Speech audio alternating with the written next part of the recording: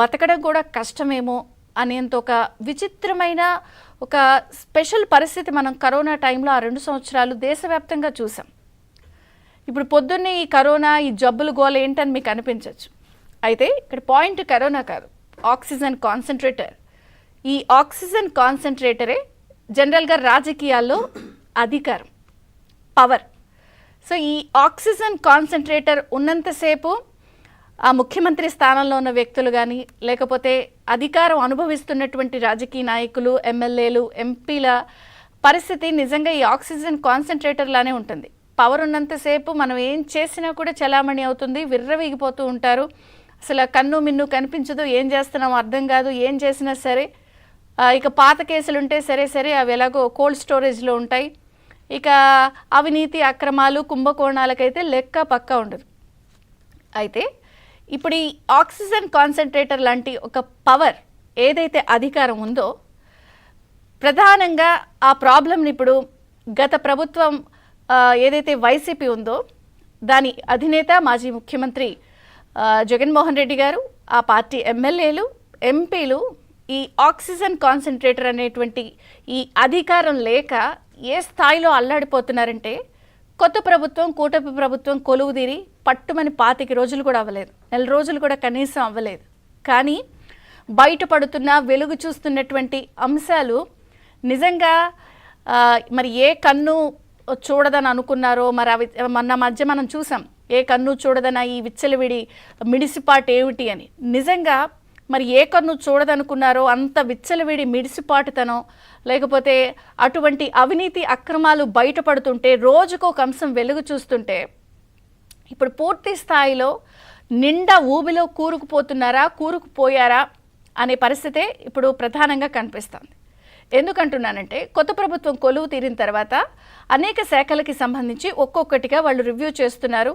అధికారులను గాడిని పెట్టేందుకు ట్రాన్స్ఫర్లు బదిలీలు వేగంగా జరుగుతున్నాయి. సో రివ్యూ చేసినప్పుడు అనేకమైనటువంటి సంచలన విషయాలు ఒక్కొక్క శాఖలో బయటపడుతున్నాయి.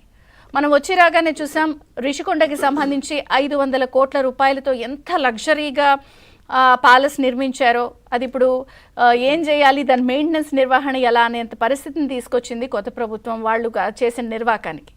తర్వాత 26 జిల్లాల్లో అక్రమంగా ప్రభుత్వ భూమిని అతి తక్కువ డబ్బుకే లీజుకి తీసుకుని ఇష్టం వచ్చినట్టు ప్యాలెస్లు కట్టిన వ్యవహారం మరొక చర్చనీయాంశమైంది.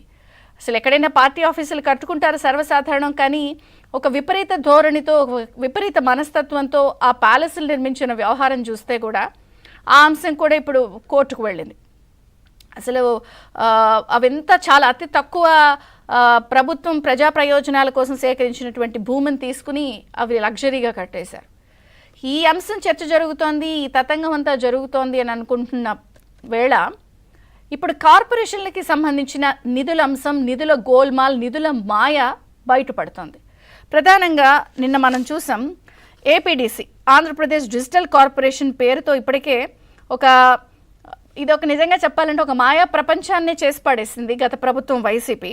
ఈ డిజిటల్ కార్పొరేషన్ పేరుతో ఎంత భారీ స్థాయిలో వీళ్ళు ఒక మాయ చేశారంటే, సోషల్ మీడియా ఖర్చులు, హైపులు, వైసీపీకి సంబంధించిన ప్రచారం మొత్తం కూడా ఈ కార్పొరేషన్ ద్వారా అవుట్సోర్సింగ్ ఉద్యోగులందరినీ హైర్ చేసి, అవుట్సోర్సింగ్ ఉద్యోగులు అంటే వీళ్ళంతా ఏదో ఎక్స్పర్ట్స్ లేకపోతే ఆయా రంగానికి సంబంధించిన నిపుణులు అనుకునేవారు.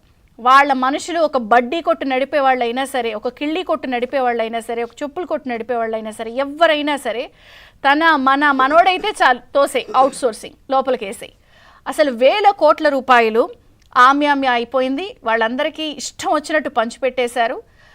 పేరుకేమో ప్రభుత్వ సేవలాగా ఉంటుంది, వ్యక్తిగతంగా పార్టీ హైప్ కోసం ఎంత స్థాయిలో ఖర్చు పెట్టారంటే ఒక్క ఏడాదిలోనే 1861 కోట్ల రూపాయలు అవుట్. లిటరల్గా ఇది ఎన్నికల ఏడాదిలో అయితే ఈ వ్యయం 2861 కోట్లు. ఇది గత ప్రభుత్వం కూడా చేసినప్పటికీ కూడా ఇట్లా చేయలేదు. వాళ్ళేమి ఇష్టం వచ్చినట్టు మన వాళ్ళకి తన వాళ్ళకని పెట్టకుండా ఆ డిజిటల్ కార్పొరేషన్కి సంబంధించిన ఖర్చు 846 కోట్ల రూపాయలు అంతకుముందున్నటువంటి టీడీపీ ప్రభుత్వం. కానీ వీళ్ళు 3 ఇంతలు చేశారు. ఎన్నికల ఏడాది అయితే 2861 కోట్లు, ఒక్కొక్క ఏడాది 1861 కోట్లు, సుమారుగా 2000 కోట్ల రూపాయలు. ఇది డిజిటల్ కార్పొరేషన్కి సంబంధించి వెలుగు చూసిన అంశాలు. ఇవన్నీ ఒక ఎత్తు అయితే, deputy chief minister Pawan Kalyan గారు అయితే ఆయన తన శాఖకి సంబంధించి వరుసగా అధికారులతో రివ్యూలు చేస్తున్నప్పుడు స్వచ్ఛాంధ్ర కార్పొరేషన్కి సంబంధించిన నిధుల గోల్మాల్ కూడా బయటపడి ఆయన అవాక్కయ్యారు. అధికారులు చెప్పిన అంశాలు చూసి ఆయన ఏ స్థాయిలో షాక్ తిన్నారంటే, జనరల్గా గత ప్రభుత్వం దిగిపోయే నాటికి 2020-21 నాటికి స్వచ్ఛాంధ్ర కార్పొరేషన్ నిధులు 292.65 కోట్ల రూపాయలు ఉన్నాయి. కానీ ఇప్పుడు వైసీపీ ప్రభుత్వం దిగిపోయే నాటికి 7 కోట్ల రూపాయలు ఉన్నాయి. అంటే ఏ స్థాయిలో వీళ్ళు ఖర్చు పెట్టారు అనేది అసలు ఎవరికి అర్థం కావట్లేదు. జనరల్గా అయితే వ్యర్థాల నిర్వహణ కోసం స్వచ్ఛాంధ్ర కార్పొరేషన్లో ఈ నిధులు ఉంటాయి. ప్రతి ఏడాది బడ్జెట్ కింద అని చెప్పి 40 కోట్ల నుంచి 50 కోట్ల రూపాయలు ఈ బడ్జెట్ కేటాయిస్తారు.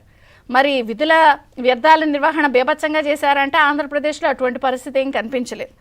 ఇంకా చెప్పాలి అంటే 2021-22లో 508 కోట్లు ఖర్చు చేసినట్టు చెప్తున్నారు. అలాగే 22-23లో 1000 కోట్లు. ఇలా మొత్తంగా మంజూరు చేసినవి ఖర్చు చేసిన దానికి కూడా ఎక్కడ పొంతం లేదు. ఒక 70 కోట్లు, 40 నుంచి 70 కోట్లు మంజూరైతే 40 కోట్లే ఖర్చు అయినాయి. బ్యాలెన్స్ 30 కోట్లు ఏమయ్యాయో తెలియదు. ఇట్లా కేటాయింపులకి ఖర్చులకి పొంతం లేదు. ఆ డబ్బుల లెక్క పత్రం లేదు. ఇప్పుడు కేవలం ఆ కార్పొరేషన్లో 7 కోట్ల రూపాయలు మిగిలాయి. ఇది కూడా డిప్యూటీ సీఎం పవన్ కళ్యాణ్ గారు రివ్యూ ద్వారా బయటపడితే అవాక్కయ్యారు. అంటే ఇవన్నీ ఖచ్చితంగా ఒక్కొక్క శాఖకి సంబంధించి వెలుగు చూస్తున్న అంశాలన్నీ ఖచ్చితంగా విచారణ ప్రారంభం అవుతాయి. సో ఇవన్నీ రివ్యూ చేస్తారు. ఇప్పుడు ప్రభుత్వం ఏం చర్యలు తీసుకుంటుందని ఒక అంశం అయితే, ఇప్పుడు అన్నీ ఖచ్చితంగా ఇవి కేసులు బుక్ అయ్యే అంశాలు. ఇవి కాకుండా మాజీ ముఖ్యమంత్రి జగన్మోహన్ రెడ్డి గారికి దాదాపుగా 12 సిబిఐ 9 ఈడీ కేసులు ఉన్నాయి. సో మరి ఆయన అధికారంలో ఉన్నప్పుడు ఆయన మరి చట్టం అందరికీ సమానం అని అన్నా కూడా ఆయన కొంచెం ఎక్కువ సమానంలాగా మరి ముఖ్యమంత్రి గారు కాబట్టి ఆయన ఎప్పుడు కూడా విచారణలు ఎదుర్కొన్నది లేదు, లేదా వాయిదాల పర్వమే తీసుకున్నారు, ఎలా ఎగ్గొడటానికి అన్నదే చూశారు. ఇప్పుడు ఆ పాత కేసులు ఒక 12 సిబిఐ 9 ఈడీతో పాటు ఇవి కాకుండా ఇప్పటికే పురంధేశ్వరి గారు కానీ బీజేపీ నుంచి కానీ వివిధ పార్టీల నుంచి కూడా ఈ మైనింగ్ మాఫియాకి సంబంధించి, బేవరేజెస్లో కార్పొరేషన్లో ఇలా రకరకాల అంశాలకి సంబంధించి, లిక్కర్కి సంబంధించి, శాండ్కి సంబంధించి ఇవన్నీ కుంభకోణాలు ఫైళ్లతో సహా ఎవరెవరు ఎంతెంత ఏ జిల్లాలో ఎక్కడెక్కడ ఆమ్యామ్యాయ అనేది లెక్కలతో సహా కేంద్రానికి సబ్మిట్ చేశారు. ఇవి కాకుండా ఇప్పుడు ఇంకొక కొత్త టెన్షన్ ఏమిటంటే, జగన్మోహన్ రెడ్డి గారికి మైనింగ్ నుంచి తెచ్చుకున్నటువంటి వెంకట్రామరెడ్డి గారు ఎక్కడ నిజాలన్నీ బయట పెడతారా ఒక టెన్షన్. బేవరేజెస్ కార్పొరేషన్లో ఉన్నటువంటి వాసుదేవ్ రెడ్డి గారు పుట్టి ముంచుతారా అన్నది ఒక టెన్షన్. ఇవన్నీ ఒక ఎత్తు అయితే, డిప్యుటేషన్పై వచ్చిన అధికారులు మొత్తం గనక అసలు జరిగినాయి అన్నీ చెప్పేస్తే అదొక టెన్షన్. అంటే పాత కేసులు కొత్త కేసులు కలిపి చింతకాయ పచ్చడయ్యే టైం దగ్గరికి వచ్చేసింది అనేది ప్రధానంగా రాజకీయ విశ్లేషకుల నుంచి కానీ, కాస్త లిగాలిటీ తెలిసిన వాళ్ళు కానీ, రాజకీయ ప్రముఖుల నుంచి కానీ, పార్టీల నుంచి కానీ ఇన్ని కుంభకోణాలు, ఇన్ని అవినీతి, ఇన్ని అక్రమాలు బయటపడుతున్న నేపథ్యంలో స్టేట్ నుంచి సెంటర్ వరకు కూడా జగన్మోహన్ రెడ్డి గారిపై పాత కేసులతో పాటు కొత్త కేసులకు కూడా రంగం సిద్ధమైందా? సో ఇది కక్ష సాధింపు చర్యలు అని చెప్పి అధికార పార్టీ మీద వైసీపీ బురద చల్లే యత్నం చేసినా వచ్చిన అంశాల వెంటనే కక్ష సాధింపు కాకుండా రివ్యూల్లో చేస్తుంటేనే ఇన్ని విషయాలు బయటపడుతున్నప్పుడు ఇప్పుడు ఇది రాజకీయం ఎటువంటి టర్న్ తీసుకుంటోంది? ఈ అన్ని నేపథ్యంలోనే పూర్తి స్థాయిలో ఆయన శరణు అంటూ ఢిల్లీ పెద్దల అండ కోసం ప్రయత్నం చేస్తున్నట్టుగా వస్తున్నటువంటి కథనాలు, వార్తల్ని ఎట్లా చూడాలి? అన్ని అంశాలపై చర్చ ప్రారంభిద్దాం. చిన్న విరామం తర్వాత ఎన్ని అంశాలపై చర్చ స్టార్ట్ అవుతుంది. చూస్తూనే ఉండండి ABN.